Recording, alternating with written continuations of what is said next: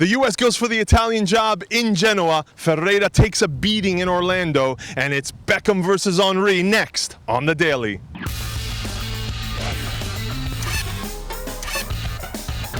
Hello everyone and welcome to The Daily for Wednesday, February 29th. I'm Simon Borg and we're here at the ESPN Wide World of Sports Complex in Orlando, Florida. We'll get to the action from here later, but first, fans in for a treat today. Italy versus the United States from the Stadio Luigi Ferraris in Genoa. That's at 2:30 Eastern on Galavision and ESPN2. It's a decimated U.S. squad looking for their first ever win against Italy, but there are tons of matchups to look forward to.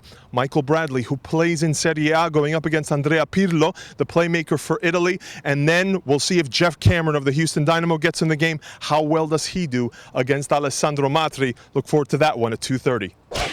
With 10 days to go until MLS first kick on March 10th, the preseason rolls on. Here at the Disney Pro Soccer Classic, we had two matches last night, both featuring MLS teams. First, Toronto FC dispatching Swedish side BK Häcken 3-1.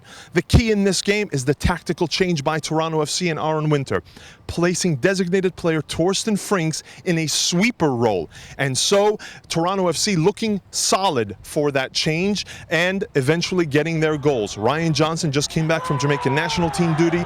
Then, holy Moises Orozco, the trialist, with a great goal in the top left corner. And finally, Joao Plata putting home the third goal, 3-1. Toronto still in with a chance to play in the championship game against Vancouver. Toronto's going to have to play FC Dallas for the right to get to the final on Thursday night. Why?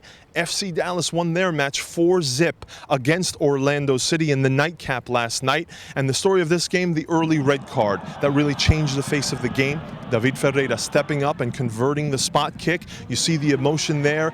David Ferreira with his first goal since that ankle fracture. And later on, he took a beating in this game. A lot of late tackles. Orlando City knew to key on Ferreira. He would be the difference, though, despite all the knocks, threading through balls, including this one to Fabian Castillo, who scored a really nice goal, and then treating us to some taquitos even during this game. So David Ferreira playing a half in this game. We expect to see him again on Thursday night.